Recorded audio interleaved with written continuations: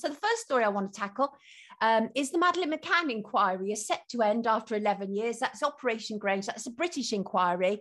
Now, this is according to The Sun, and generally I wouldn't believe a damn word that The Sun says, but when it comes to Operation Grange, I do, because they're always in there. They know what's going on. They also know what's going on with Kate and Jerry, and they say Kate and Jerry have been informed. So basically, Sean, approximately £14 million has been spent on an investigation for a crime that didn't even happen in this country. From the get-go, they refused to look at the parents and the people who were there, which is absolutely ridiculous, because it is a well-known fact that the vast majority of missing children are as a consequence of either the parents, carers, or people around them. But Operation Grange refused to look at the parents. And in fact, Colin Sutton, who was the one who ended up charging Levi Belfield, was apparently in the line for taking over for doing Operation Grange, and he was contacted, and he actually says this in one of my Madeleine documentaries, and he was contacted and said, don't do it, you won't be able to do what you want to do. And I said, well, what does that mean, Colin? And it said, basically, you won't be able to look at the parents or the friends. And so we've had 11 years, Sean, of them looking everywhere except actually examining the people who were there. And we know most recently, they obviously have tried to pin Madeleine's disappearance on a German rapist, Christian B. Yeah. And I said from the beginning, when they first brought Christian B out, it's not him, impossible. And they've tried everything, basically. So now the German police will be backing out. British police will be backing out. And the only police force to remain will be the Portuguese police force. And that remains open until they get answers, they've said. Scotland Yard has said they've gone as far as they can go. Portugal, it would appear, is still effectively sticking with the first notion, and that is the people there potentially know more than we've been given knowledge of. But just as important as that, more important than that, or as important, is that they believe that Madeleine died in apartment 5A, whereas England, we've been looking for a missing child, which is just, anybody who's examined this case would be highly surprised if Madeleine returns. Sean, what are your thoughts? It's always been a difficult one. I think I struggle with the fact, and I know this is something that's so personal to you, so I wouldn't ever want to, but I struggle with the fact that one child gets this sort of attention when this is happening a lot.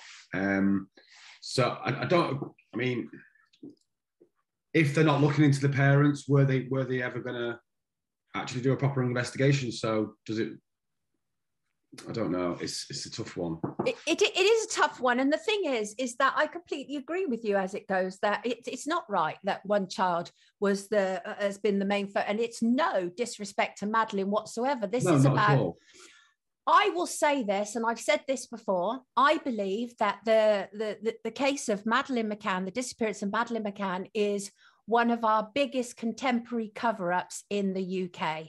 It involved the media, it involved politicians.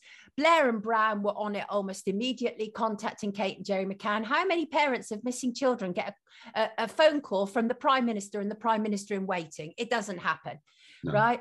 Ridiculous. So we knew there was political involvement right from the beginning. The media have been just reprehensible. The Sun continues to follow the same narrative, but the fact remains, there is actually no evidence of an abduction. And if there was, they would have found it by now. And I have to be very, very careful. I'm not accusing anybody, but I am saying, as everybody has said and continues to say, that there is something wrong if you don't look at the 9 adults who were there. Something very wrong in that. It's mind-boggling. That's just, yeah. I don't know how they get away with it. That's what baffles me more. Well, and also don't forget, the outcry was that these adults have been leaving their children night in and night out. Well, some people believe that there isn't any truth in that actually that is an alibi, because without leaving the children, how can a child be abducted? Right. So that's one potential thing. And do you see? So some people believe they weren't leaving them at all. But that's another theory that has gone on around it. There's been so many theories, Sean. People have said, oh, they were swingers, and It was the Podestas. Let me tell you here and now, anybody who says it's the Podestas is taking you on a wild goose chase, and you have to ask why. Nothing to do with the Podestas, nothing whatsoever. And everybody who has researched this case knows it has nothing to do with the Podestas. So, wow. Yeah, exactly. I remember hearing that. And thinking, yeah. And there's an EFIT.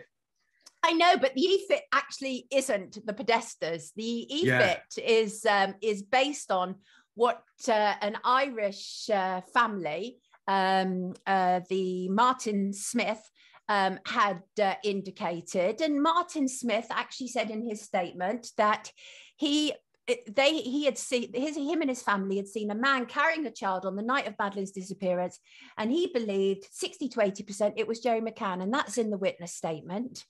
So there's been lots of things around it, but the truth still remains. There's a lot of things in common with the case of Jean-Benet Ramsey in the States, and it's the same thing.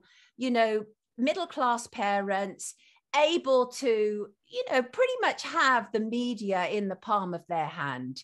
And then, of course, you know, Kate and Jerry Mccann went away with 3 children, came back with 2, and then Kate was made an ambassador of missing people. Absolutely ridiculous. It's just ridiculous, and it upsetting for so many people. But the bottom line is, go on. It's mad. It is. You no offense, but you lost your child. Yeah, you lost your child. So, and the thing is, the most important thing that Kate could actually have done and didn't do was stand up and say, as an ambassador of missing people, never, ever leave your children alone in hotel rooms. And she never did that.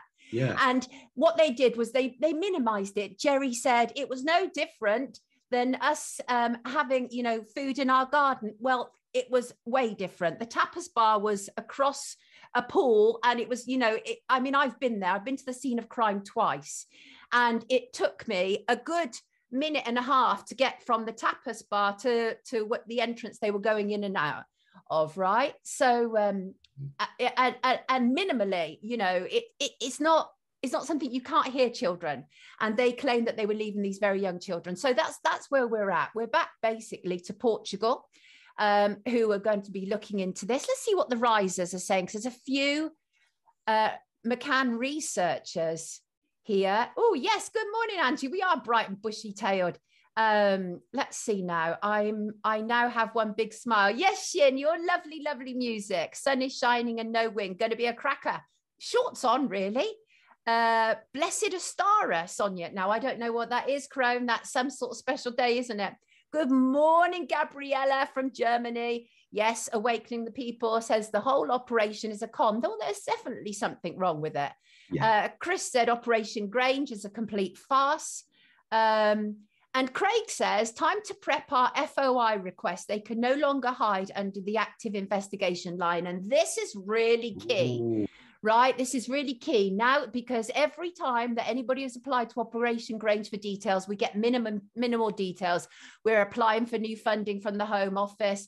We're reduced from 40 officers to 4, minimal information, but now we can start to dig deep. What were they doing? What was it all about? What lines of inquiry were they following, etc., etc.? And, you know, this needs to be examined, and that is a fact. Yes, Craig, the ECHR will throw out their case next in the next 8 to 12 weeks, which should leave the Portuguese the only ones left. Exactly. Let's have a look. The entire thing was a distraction. Headline grabber, says Webster. Jimmy says every crisis has a profit margin. They've milked the taxpayer and are moving on to another profitable scam. Spot on, Sean, says Craig. On and on. What's the name of the British Lord involved? I can't remember. The British Lord involved. You talk about David Steele, who had pictures taken with Kate and Jerry Mccann. David Steele, who covered up for paedophile Cyril Smith. Is that who you're referring to? Or are you referring to Clement Freud, who also said to be a paedophile, who had an apartment on the same in the same place, Prada Losers, where Madeleine went missing, and Kate and Jerry then went for dinner with him? Is that who you're referring to? Because, you know, so many people attach themselves to this, And David Beckham was another person who attached himself to this campaign. And funnily enough, he's handed over his Instagram account with 71 million followers to a Ukraine doctor. Yes, David Beckham, always questionable. And yes, absolutely. Anybody who wants to know more about this case, read the police files. We're going to be joined in a couple of weeks by John Coxon, ex-cop, who has been going deep on this case. He will be joining us to give us his views about what has been going on. So yes, there we go. End of the investigation. And well, we'll see how it's going to be. Finally, after weeks, the live stream is working for me. Yay, well done, Pro Truth. Right. Because I did think, what if it was some sort of cover-up? Do you reckon that there is no answer and it's just literally possibly a wild goose chase? For Madeleine? Yeah. Well, I mean, the thing is I hate to say that and diminish it, but if it's a distraction, is it something that you could be searching and looking into for the rest? What, you saying that she possibly didn't exist? No, not at all. I could never say that, but that, I don't know. I think I might go back and see what was happening in the press around that time. What was going on? Well, that's a good question because, well, 6 months before, Tony Blair had visited the Forensic Science Lab, and he had made a promise that everybody's DNA would be collected in Europe, regardless of whether they were a criminal or not.